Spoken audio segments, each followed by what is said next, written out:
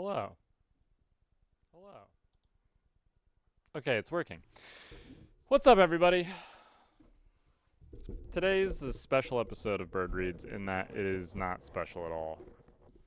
It's so unremarkably unspecial. There's nothing special about today that it's actually the most special. It's perfectly average. Isn't that amazing?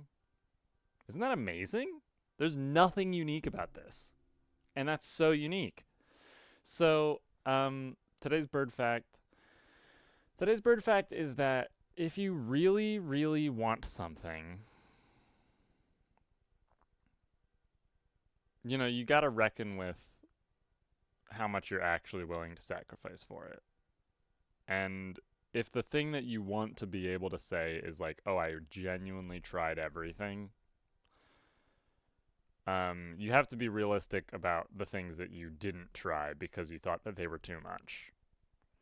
And it's okay. Like, you don't have to try everything. But if what you want to be able to say is, oh, I really did try everything, you really got to look at yourself in the mirror and be like, did I actually try everything? Or were there options that I just wasn't willing to do? And if there were options that you weren't willing to do, that's okay. You don't have to do those things. But you just got to be realistic about, like, did you actually try it or did you not? Or did you choose to say, that's a step too far for me and I'm not going to do that? That's today's bird fact. That's what I'm reckoning with in my life. And we're gonna read some Homestuck, and I'm really excited. It feels like it's been ages for me because I just read the fucking recap last week, and I was really not happy about it. And so now I'm glad to just actually reading some Homestuck. So here we go. John, answer GC. Gallows Calibrators sent ectobiologist. I really like this art style here that they used for this panel. This is a cool panel. They've never done any shit like this before. This is one of those Homestuck things where they just throw something new out there for no reason. That's fun. Gallows Calibrator sent ectobiologist low-ass map. Dot flay? FLA? John. What's this? It's your world map with your second gate labeled, so you can go there. Oh man, let me drop everything and go there, because I'm in such a huge hurry to take more of your advice. John, please, give me one of your human breaks. I feel awful about killing you, even though technically you never even died, so I don't know what you're bitching about. Hi, Marissa. Bye. I left my door open and my wife came and closed the door. John, please, give me one of your human breaks. I feel awful about killing you. Even though technically you never even died, so I don't know what you're bitching about. Yeah, well, Dave said I did, and I believe him. That is because he and you are best pupa pals for life. Can't I be your pal too, John? I don't know. I thought you were okay for a while, but now you're kind of giving me the creeps. Gigas, John. What? I am invoking the name of your Earth Gigas to express frustration. You mean my Earth Jesus? I don't know. Do I? Do you have a troll Gigas? John, we have the best troll Gigas. You don't even know. Wow, really? Or is this a joke? It's a joke. I'm not really sure what a Gigas is. Question mark face. Well, neither do I guess. It's pretty much not anything. John, will you please follow the map? Let me earn your trust. If you don't like what's on the other side of the gate, you can just turn around. Okay, I'll take a look. He's so trusting. Way too much. Way too trusting. This took exactly no persuading from him. Also, I love Earth Gigas, Troll Gigas. It's a classic. I like this line. It's pretty much not anything. John, open map. Google Loas. Wow, look at the 2010 Google logo. Remember that? Oh, it's functional. I can zoom in and out. Is that where we're going or is that the house? I think that's where we are. A. Oh, there he goes. The second gate, B. So, this is fun. I wonder how they made this. This is interesting. Cause like, yeah, there's all these just like rivers and tributaries and like leaves. It's kind of interesting. I wonder how they made it. Um, and then there's the second map. There we go. Oh, whoa. It's interactive in a way I didn't even know. John, here is your house. I cropped this world map for you so you can find where to go easily. Fly north. Also, hi, this is me. Oh, I guess she put a picture of herself, so John saw a picture of her for the first time. And then she says, this is the second gate. Go in here. I promise you won't die this time, unless you screw up all by yourself. Winky face. John, proceed to second gate. Pew! There he goes. John, enter. Gate 2. You spend the next 20 minutes staring at this image before you realize it's not a flash file. So rude. How many percentage points will it go up, do you think? No way. Wow. That is, look, that's just so antagonistic, right? Because if you don't bother to read this, you're just waiting for this 8% to load, and it's just a really long and slow GIF, but it's not a flash animation, so you're not actually waiting for anything to buffer. But in 2010, you didn't know that. The internet was buffering. Just another way to just be majorly antagonistic for no reason. Love it. Love it. Phew! Whoa. Look at where John is. This art, I really like this. This is cool. He crashed into Rose's house, but Rose already went up to the first gate, it seems like. Whoa, maybe not. He crashed into the room, but Rose is asleep. Look, the kids are interacting! Well, kind of. John, get up. Despite the pandemonium of your entrance, Rose is still sound asleep. She must really be tuckered out. It looks like this little guy is awake and ready for action, though. He is adorable. You decide to name him Dr. Meowgon Spengler. Little mutant cat. And Dave is pestering. John, answer Dave. Oh, it's not Dave. It's Dave Sprite. Wow, okay. You're a little early, but that's fine, I guess. Also, you suck at rockets. Arg! What? She tricked me again. Who? This is Dave Sprite to John, by the way. But also, I guess, messaging Dave on the other thing. She told me how to get to the second gate. So I went through, but it took me to Rose's house instead. Another prank. Dude, you did go through the second gate. I mean, I don't know why you would listen to her again. Kind of moronic, but that's a whole other issue. She didn't trick you this time. Oh, then I don't really get this. What were you expecting? This is how it works. The progression of gates is like this whole round robin thing, cycling through each planet. Gate 2 on your planet leads to Gate 2 on Rose's. Then you build up to Gate 3 above her house, which leads to somewhere else on her planet. You look for Gate 4 somewhere there, which leads to Gate 4 above my house, and so on. Wow, okay. Ordinarily, Rose would have already gone through her Gate 1. But she's sleeping pretty hard, obviously, and ordinarily you wouldn't have gone through Gate 2 until her house was built up, so you wouldn't fall to your death. But you got your cheat rocket, so that's fine. See, we all got to coordinate on this thing. Okay. How do you know all this? Fuck. Come on, dude. Oh, yeah. You're the orange Dave. Hey, no offense, but do you think I could talk to the real Dave for a second? God damn it. I am the real Dave. You know, the one who saved your life. I'm more real, actually, because I've been through some heavy shit, already hopping around on red-hot gears and I-beams for like a year, and grinding shit out for your ungrateful ass.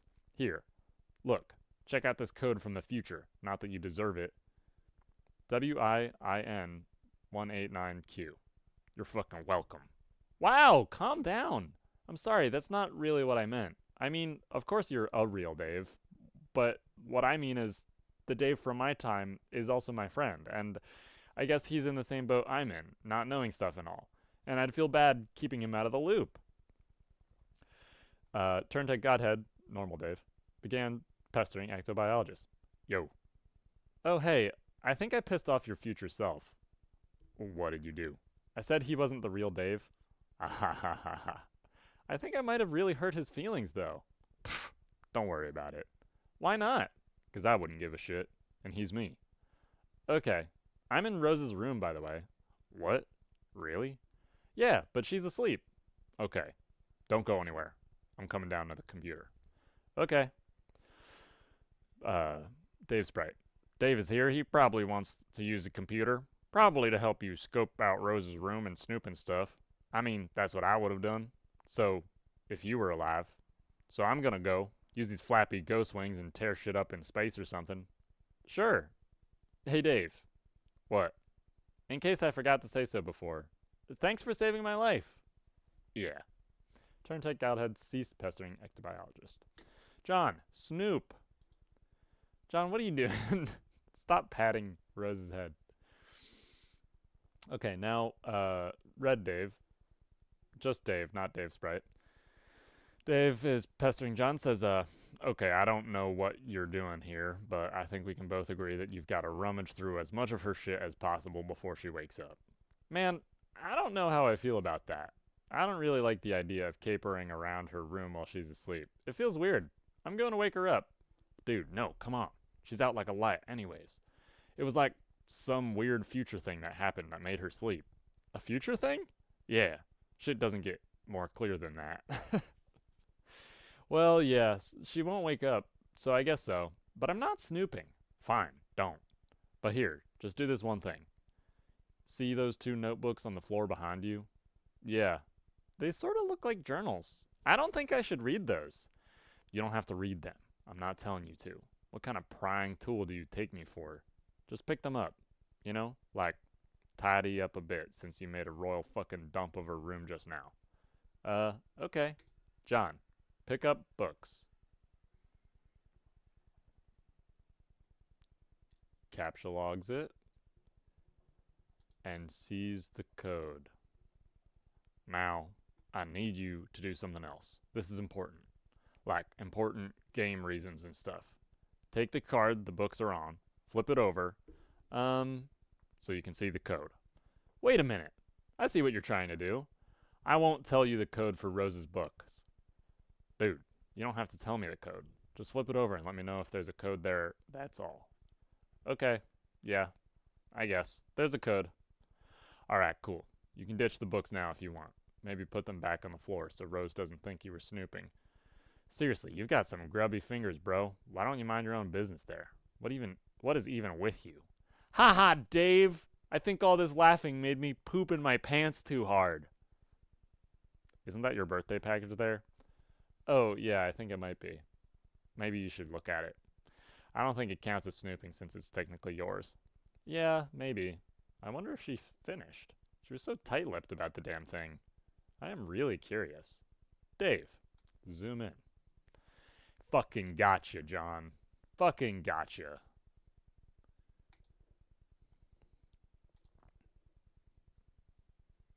Look at this cool new suit that he got from Dave Sprite.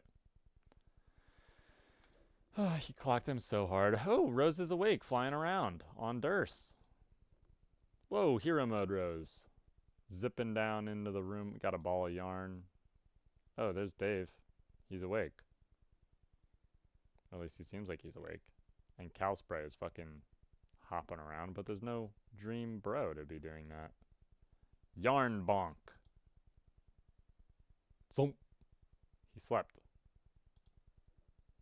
Wait, so was Dream Dave awake or not? Sleep. Dream Dave is awake now. And look, it's Rose. I love it when they draw Dave like this.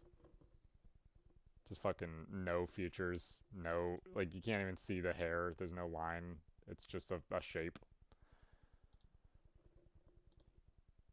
There's Rose, waving. Oh. Uh-oh. Why is Cal Sprite moving in the dream world? That's weird. I wonder if that's relevant somehow. But we can see in Dave's room, This is weird and interesting, right? In Dave's dream room, his room still has the Esper Cruxite extruder and the toilet from his actual room. I wonder what that's about. I don't know. But on his walls is, of course, Sweet Bro and Hella Jeff. Tormented by Sweet Bro and Hella Jeff. John, check Rose's bookshelf. Back to John. You eye your birthday package again curiously. It's awfully tempting to peek inside, but you feel guilty about it for some reason, even though it's yours anyways. You suppose a perusal of her bookshelf would be harmless enough, just a bunch of books. The knowledge within is meant for everybody. Dave pesters you with the message, which you decide not to bother dignifying with the whole pester log ordeal, because it's probably just him being a truculent jackass again, so screw him. Meanwhile, it's just him. He's fucking passed out on his desktop. John, look at a book. This Ocean Charles, the big man, has the answers. Charles Barkley. The big man has the ball is reference to Sweet Bro and Hella Jeff. You find a book full of beautiful poetry and groundbreaking philosophical thinking by American sports legend Charles Barkley. These are words to cherish. This is a man to treasure. I don't know anything about Charles Barkley, so hopefully this is not problematic. John, take book. You capture Rose's autographed copy of this Ocean Charles. Jewels of wisdom like this don't just fall into your lap every day, and you shouldn't be parted with lightly. You doubt she'll mind if you borrow her book. She's always trying to get you to read her weird books anyway. I wonder if this Ocean Charles is a real book. I'm gonna it probably isn't. No, it's just a Homestuck thing, I'm pretty sure.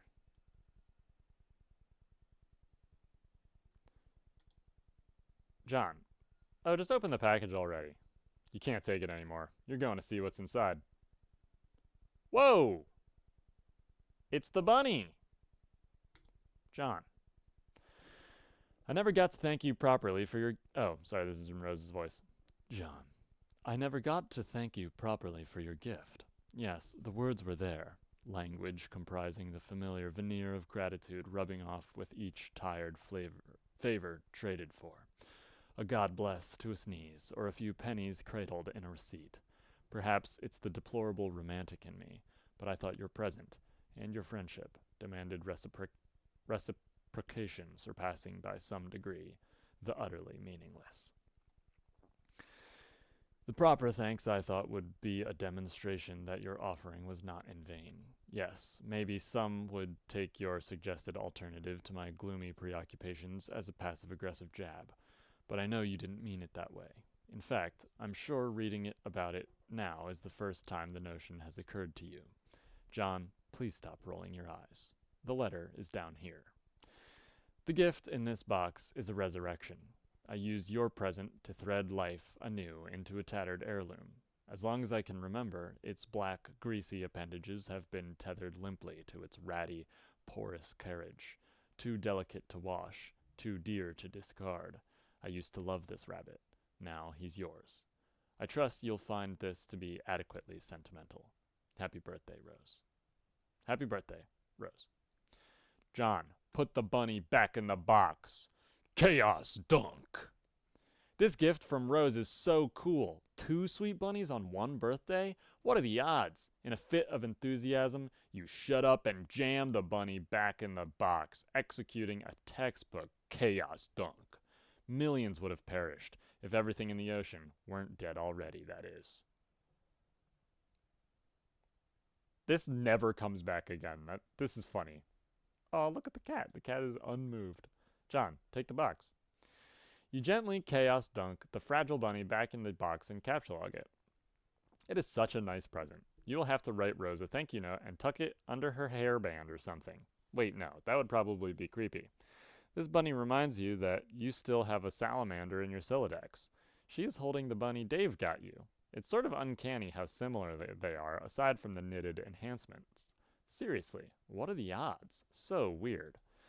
And to us, the readers, it's of course obvious that they are the one and the same bunny.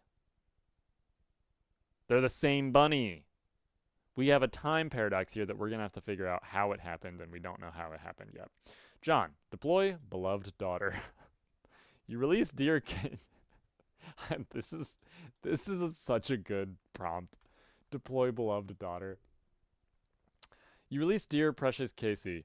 She was probably getting antsy in that card. You think you'll leave her here with Rose. A dangerous quest is nothing to embark on with a sweet, innocent little girl stashed in your inventory. You aren't actually sure if she is a girl, though. You don't even know if salamanders can be girls. Aren't they hermaphrodites or something? This is probably a problematic word at this point. You don't know anything about biology, unless it is biology that has to do with ghosts and slime. But even then, you don't actually know anything. You just sort of like to pretend that you do. Looks like a troll is bugging Rose. John, answer troll. Imagine just like kidnapping a child on a planet and then flying to another planet and then just depositing that child. That's basically what John just did. Poor Casey. Poor dear sweet precious Casey. John, answer troll. Look at John. They did another split screen. I'm supposed to antagonize a few members of your trivial species. I have to start somewhere, and some when. So I am starting with you, and now. It's going to be pointless and unpleasant, mostly for me. Actually, you know what? I'm not really feeling this at all. Goodbye. She's not here right now. She's asleep. But okay, see you. Is this your human sarcasm that I've heard about?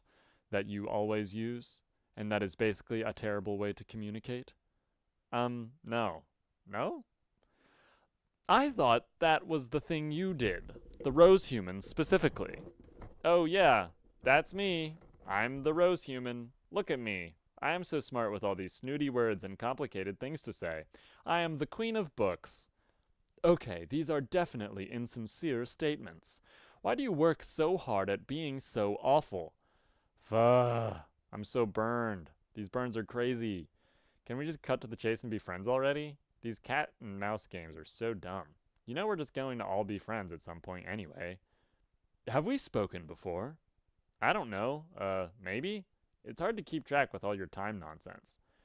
Now that I think about it, it is pretty conceivable that I will talk to you again in the past after this conversation. That's because you guys always do things the hard way and the dumb way. I should figure out how the viewport feature of this application works, so I can see what a primitive creature looks like. Haha, well, I know what you guys look like. You look kind of like Howie Mandel from Little Monsters, even though, to be perfectly frank, he was kind of a big monster, because he was a big, goofy adult, and Fred Savage was like his child prankster sidekick. Is this an adversary you have encountered on your quest? No, it's a movie. You should ask John about it, because he thinks it's awesome, which it is. It seems you put stock in John's assessment of things, even really uninteresting things that are pretty terrible to listen to. He is either the leader of your party, or you hold whatever the human equivalent of mating fondness for him is. Yeah, I got him this really cool bunny for his birthday, and it's really nicely knitted and everything, because I am basically in love with him. You are right. Okay. Hey, I'm just kidding. I'm sure John knows it's because I'm really thoughtful, and I bet he really appreciates the present and would say thank you if he were here. Okay, human courtship is definitely a strange thing, and it's sort of blowing my mind listening to this. I think I'll talk to someone else now. Why don't you talk to John? Maybe. When along his timeline would you recommend communicating with him? Oh man, I don't know. Why don't you pick the time that will make the most complicated mess out of everything imaginable? You know, that's what you're gonna do anyway. Considering that you're obviously not that smart, and basically understanding whipping bug-winged fuck all about even the most elementary temporal mechanics, I'm a bit perplexed as to why I find myself so vehemently fondling the short end of the antagonism stick here. Kind of irritating. I'm going to talk to your comrades, this John human, and figure out what's going on. Okay, if you talk to him in the past, he'll understand even less buggy-whipped fuck all about time, and he'll be confused. So maybe paste something from this conversation to him? I don't know.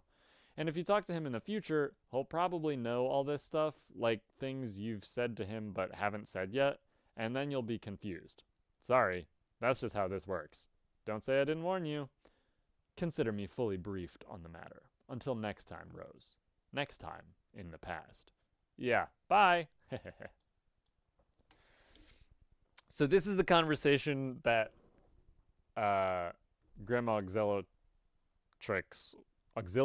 was talking about with Rose about how Rose got the upper hand on her, but really it wasn't Rose at all, it was John. Oh, look. There's the trolls. Oh. Look at that. Bottom right is a troll that we haven't seen yet. A very important troll. Top left, that's gotta be Tavros' horn. I'm just spelling their names. Whatever. Who cares? Oh, hey. The trolls are trolling each other now. Grim Auxiliatrix began trolling Twin Armageddons. If you're not too busy still setting up the network, perhaps you could come show me how to activate the viewport. Oh, man. Okay. Twin Armageddons, I gotta make sure I get his voice right. No, that's not it.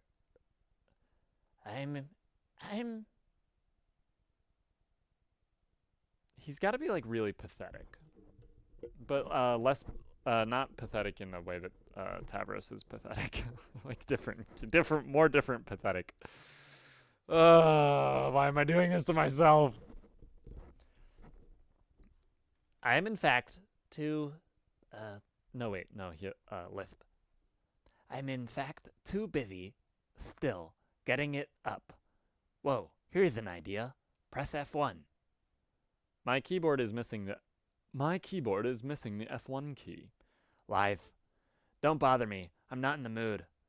If I see one more snarl of wires, kind of jutting out and being tangled or whatever, I'm going to perform some sort of athletic fucking somersault off the deep end and get a call from the president or some shit.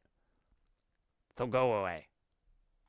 You used to like to talk more. If I recall, I was typically the one who would solicit reprieves from your nonsense, so I don't know what happened. That was before I knew we were all going to die, and no one believed me. And now look at you all believing me suddenly. Uncanny. Then why are you doing this? Setting up these stations for us? To get you all off my bulge about it. But I won't troll any of them personally. No way. Kind of juvenile. But you guys go knock yourselves out, okay? See the menu up top? Fiddle around with that till you open the viewport. I did fiddle with it, to no avail. If you can't figure it out by fucking around, you don't belong near a computer. Kind of like oh no. Kind of like with registered sex offenders in schools. Jesus Christ. If you move to a new town and you have to go up to your neighbor's door and warn them about how stupid you are, and give them a little chance to hide all their little innocent technology and vandalize your house.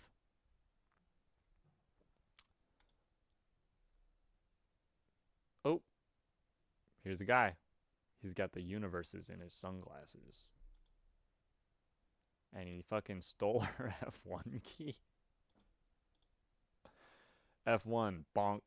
Oh no, somebody threw the F1 key at him. There he is. Hassle.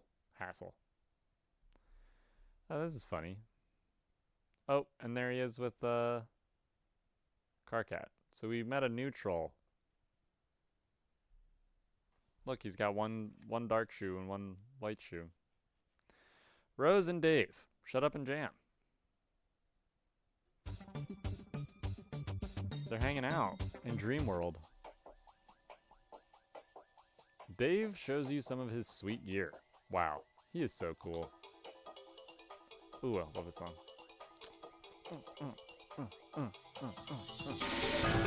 Whoa!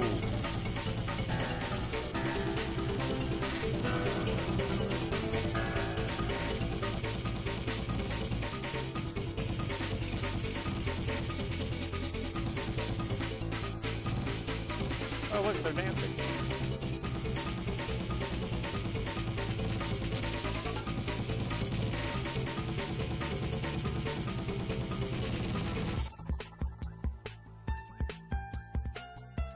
Some of these songs are good. I love that panel.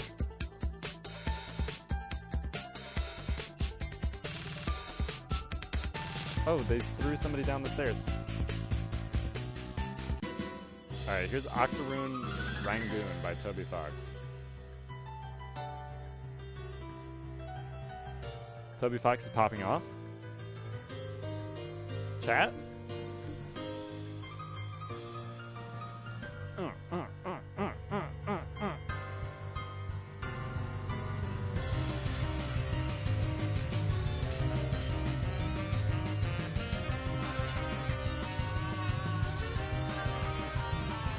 Oh, there's the theme.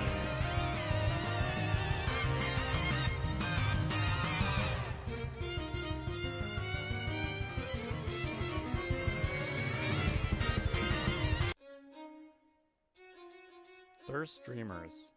Sola Truce.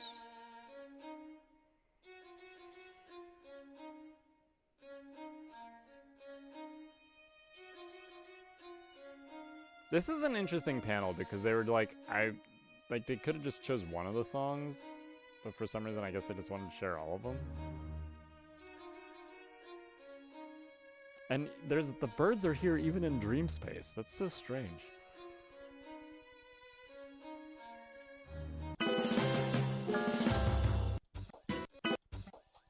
Alright, I'm out of here. Rose is suspicious and throws Cal out of the window. Get out of here, little Cal. Rose, first, be the pony. Second, follow Mom. You are now the pony. You stand outside some ruins, which your beloved master's mother entered recently. Outside, you find a strikingly scarcity of oats or greenery, or anything at all that is delicious to chew on. This is as compelling a reason as any to follow her inside. Maplehoof, enter. You go in the ruins.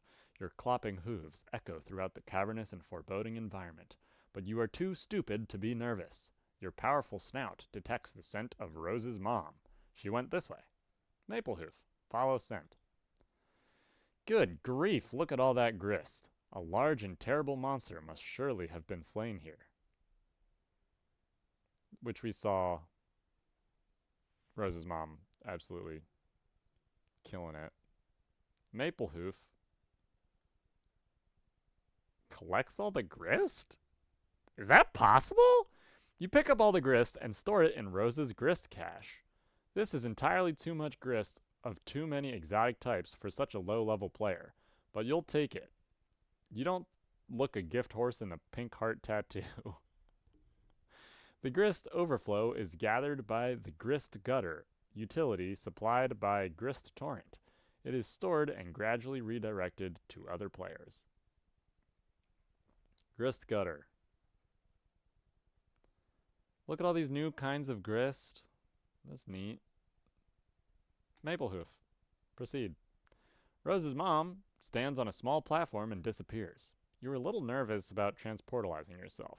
As a quadruped, grisly bisection strikes you as a very real possibility, even though you're too dumb to think of such things.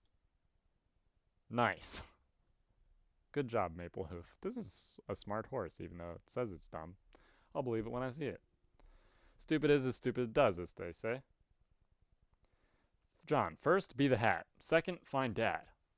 Rose stops being the pony just in time for John to start being the hat. The breeze carries you to where you need to go. The hat that John put in the pipe, and then flies, shoo, and settles and answers John's request for a new hat. You settle in front of a man in sore need of a fresh hat. He gathers the clean hat, along with a shoe he found through similarly serendipitous means to replace the one he lost. It's the breeze.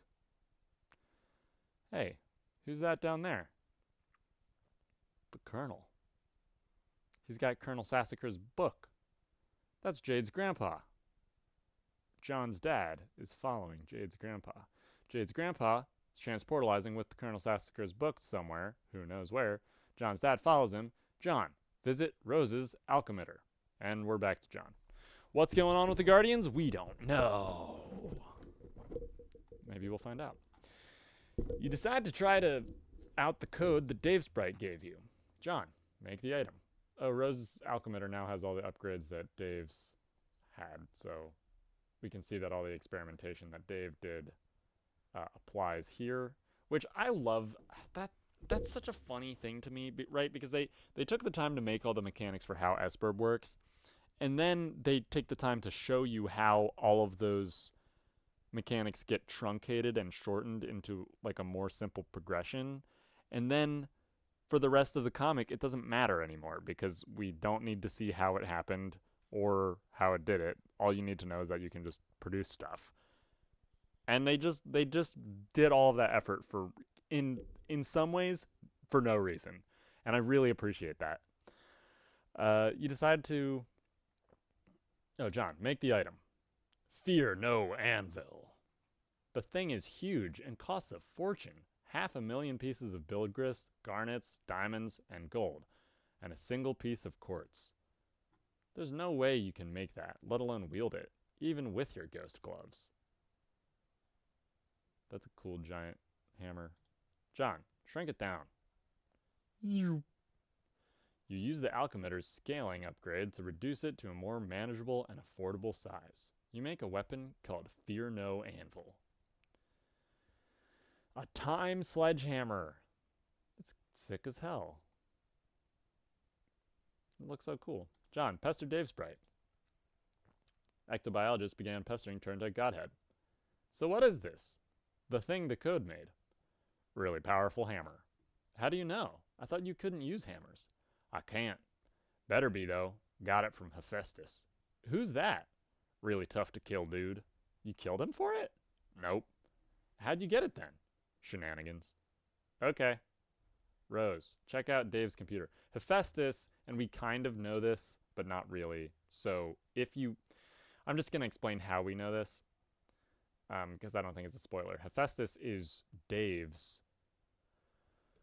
like the boss of the planet. What do they call it again? Oh, man. Denizen. That's Dave's planet's denizen, is Hephaestus. And we kind of know that because John's denizen...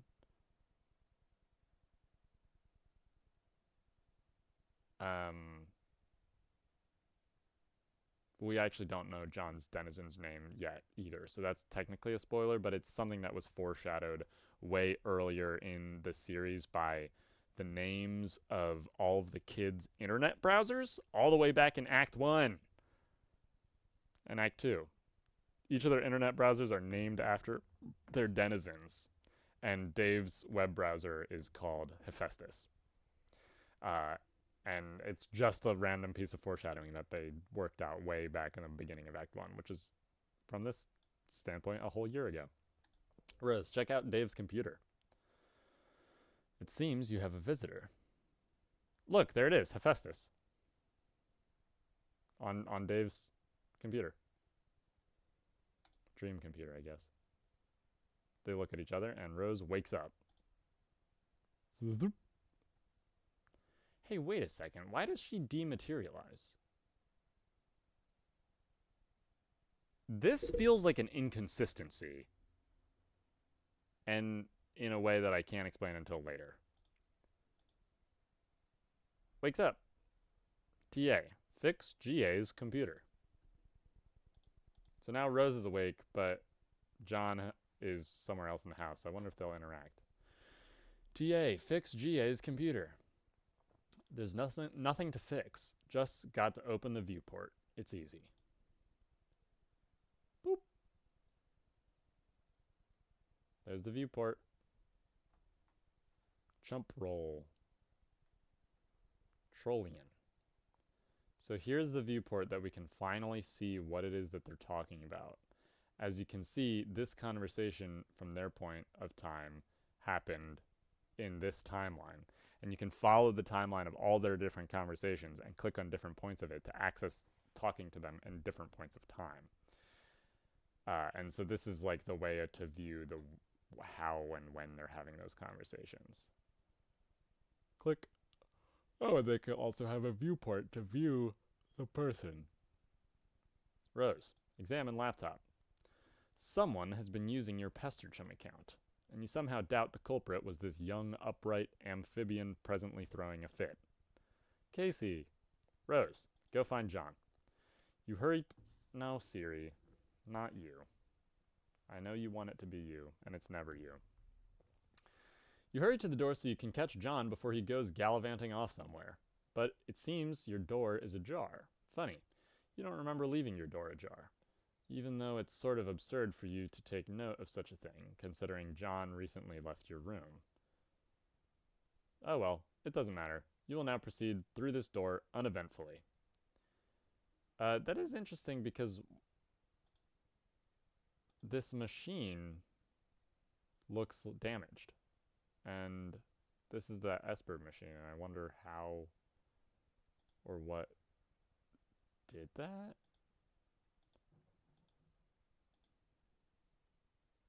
Bonk.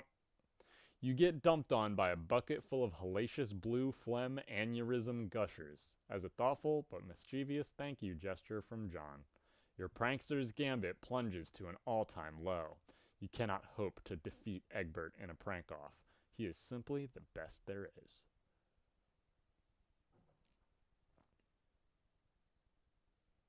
Hilarious. John, equip trusty rocket. Rose obviously isn't waking up anytime soon. Might as well take some time to explore and maybe stop by again later.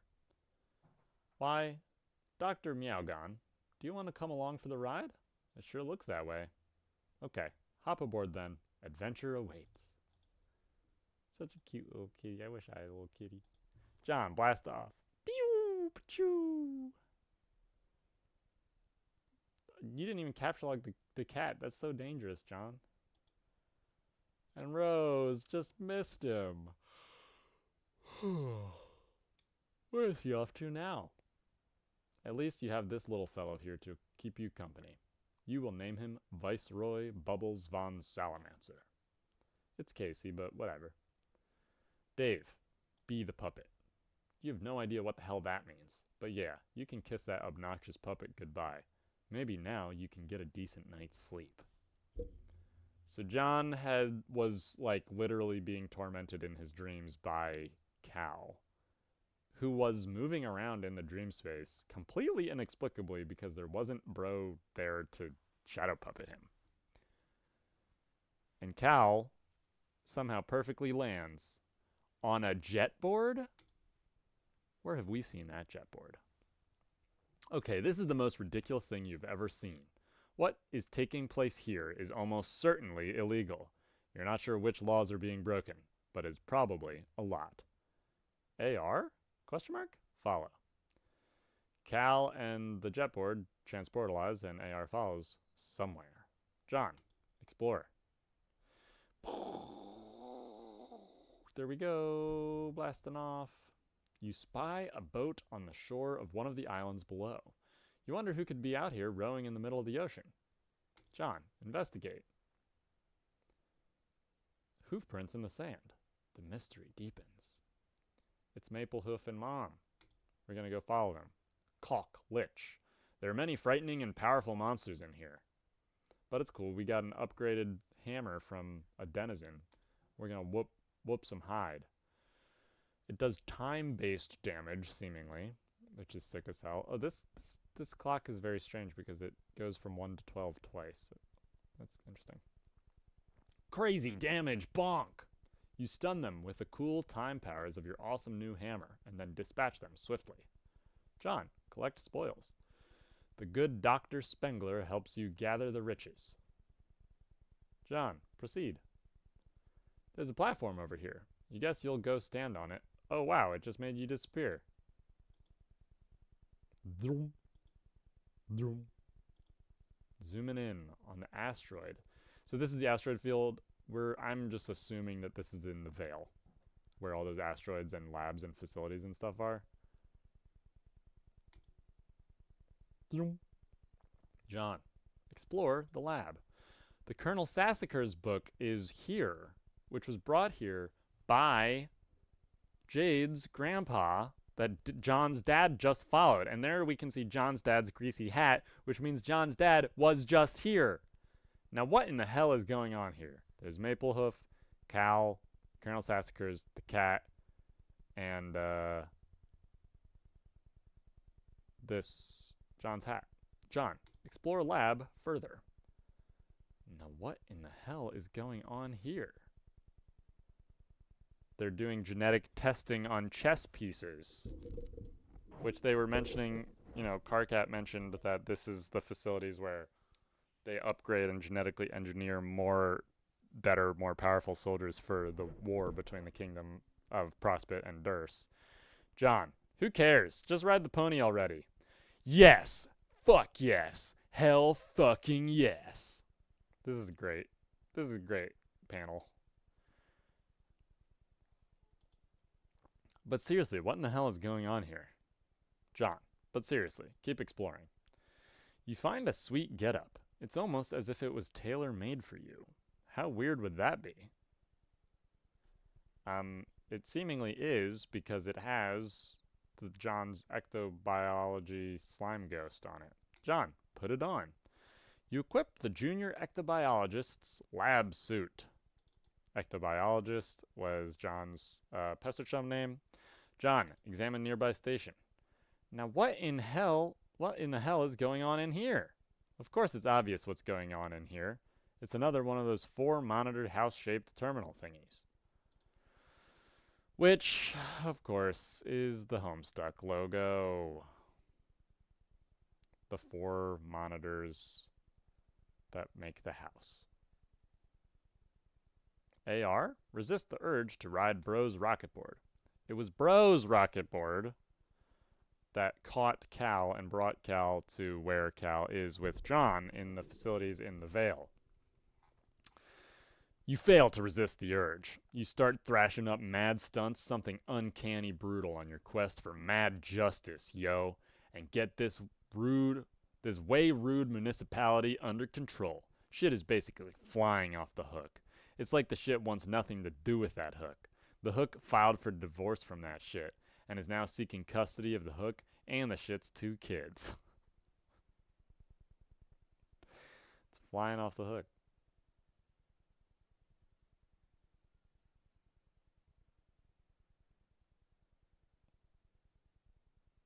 AR, pop a fucking wheelie.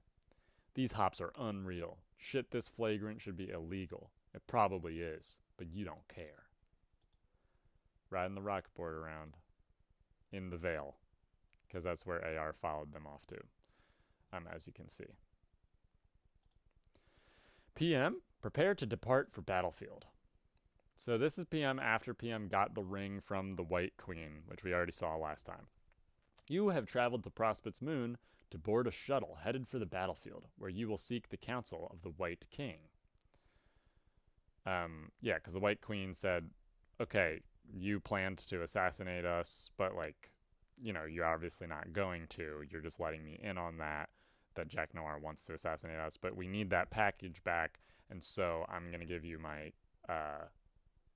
ring, go to the White King, and then you'll be able to get the package. What is that? Ooh, there's an agent with a very silly hat. You have unwittingly been tailed by a nefarious courtyard droll from Durst, otherwise known as Clubs Deuce.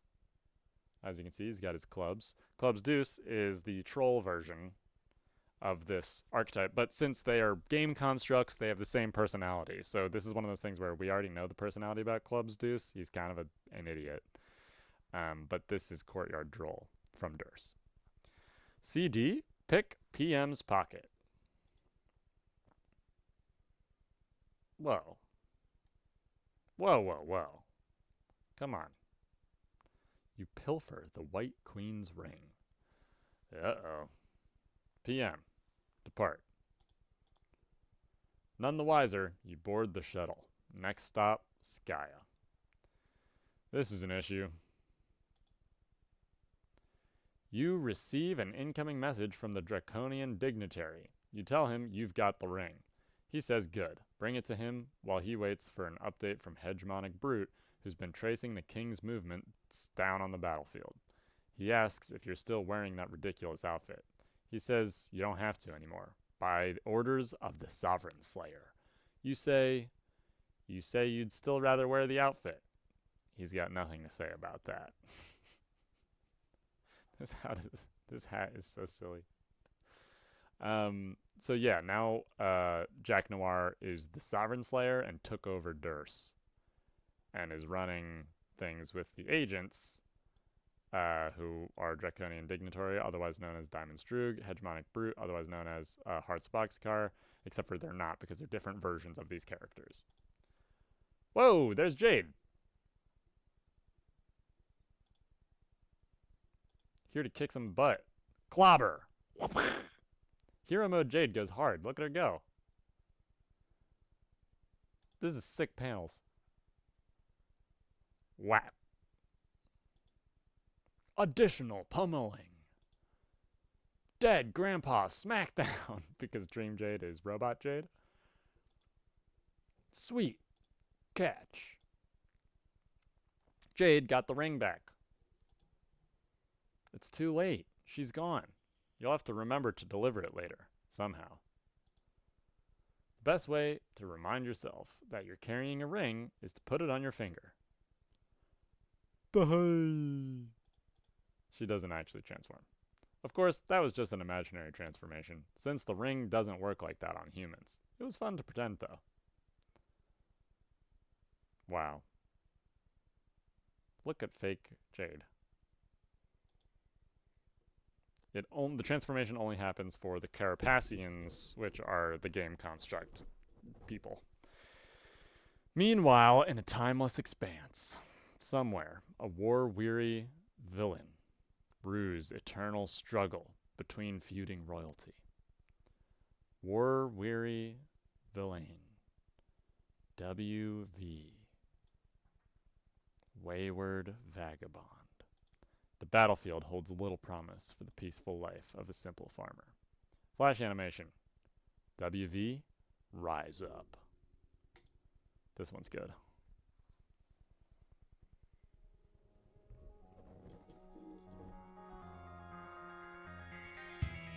So we see all the capture logging. Sorry, the prototyping.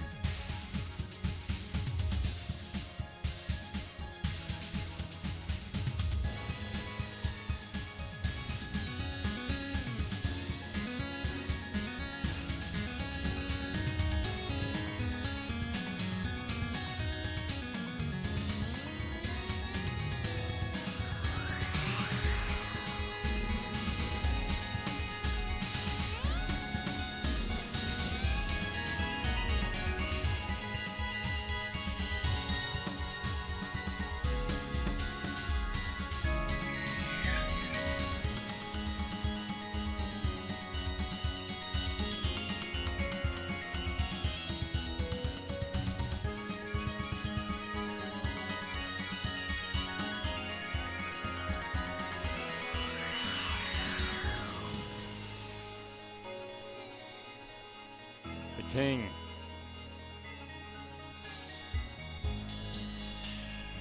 Uh-oh. It's Jack.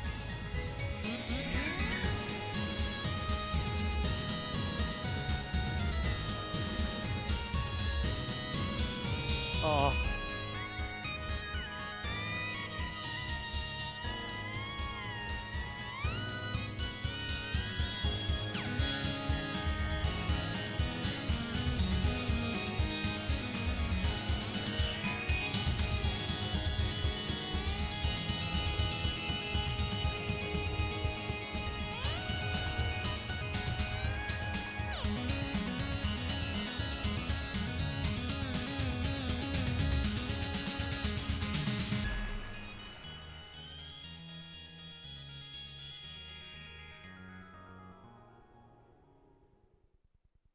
Okay.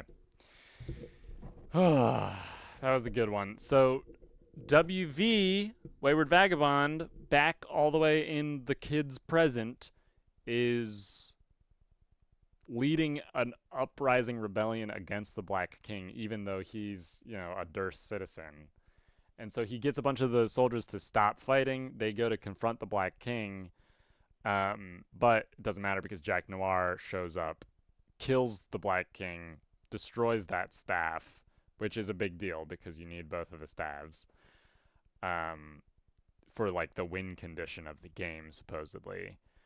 And then PM gets the ring and the crown from the White Queen, but they get attacked. Sorry, from the White King, but they get attacked by Heart's Boxcars. And the White King loses his staff. And so now there's no Black Queen or Black King, which theoretically would be a good thing because that would be the win condition for the kids to beat the game. But they need the staves and the rings, and right now Jack Noir destroyed one of the staves and he still has the ring, meaning that he is now still leading Durst, so the war's still on. What's up? Okay. Sorry, I just got somebody is entering the room.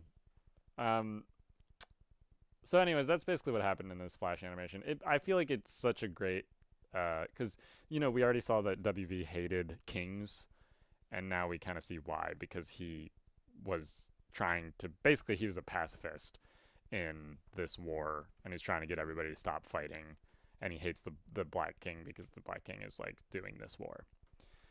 Great Flash animation. Rose, alchemize a whole bunch of cool stuff. Shit, let's be Santa. Sweet Bro and Hella Jeff. Shit, let's be Santa. Great. Boots. Fuck. Come on. Sign. Fuck. Who would even make these conch-suck boots anyway? Immigrants? Oh, God. Dave.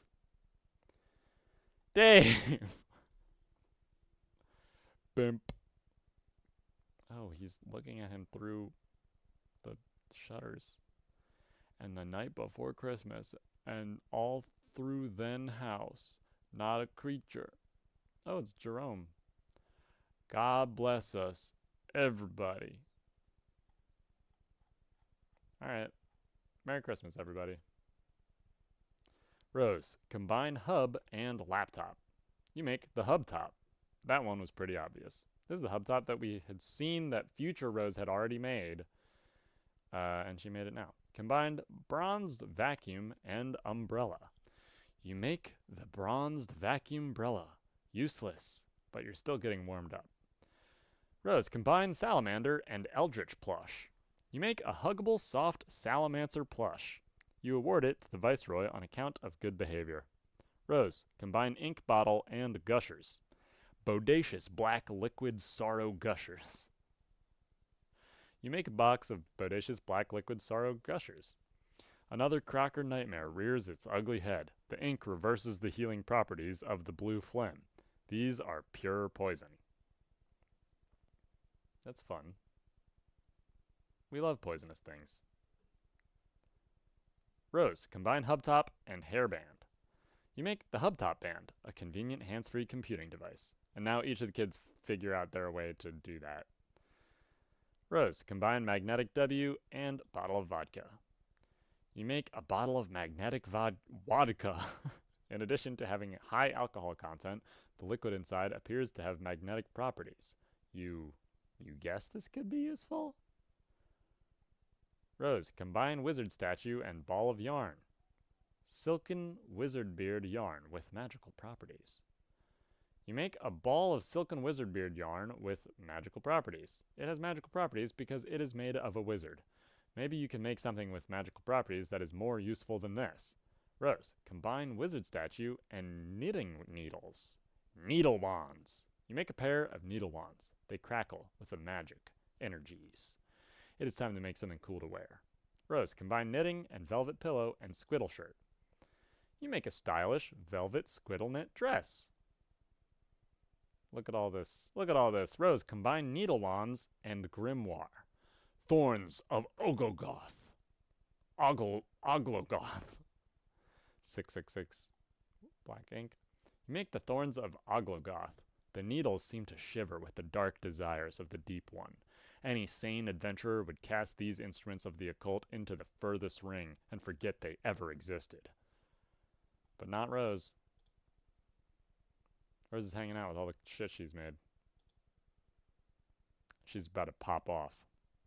Rose, aggrieve, encroaching malefactors. Oh, look at that. Hero mode Rose going sick. It's going sick with it. Welcome to the party, motherfuckers.